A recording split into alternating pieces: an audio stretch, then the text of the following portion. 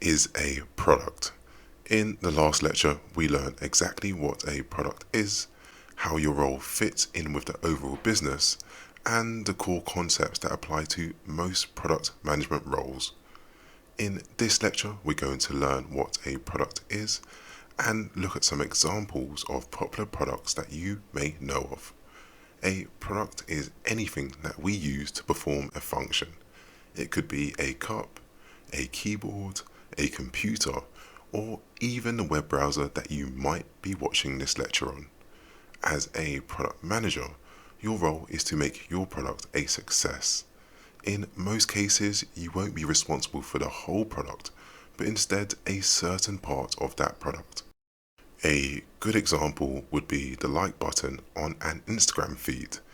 Now, if we use Instagram as an example, the explore feed is a product, the search function is a product, and the comments function is a product.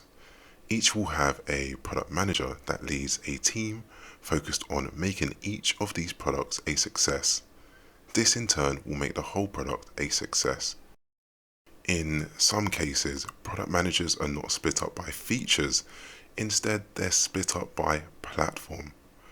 For example, a product manager may be responsible for the iOS app, and another for the website, and then finally another for the Android app. So in this lecture, we've learned exactly what a product is, your role as a product manager in making your product a success.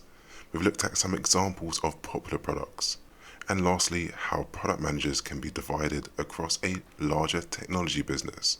In the next lecture, we'll learn about the 3 different types of product management roles, and we'll explore the role of stakeholders in your job as a product manager.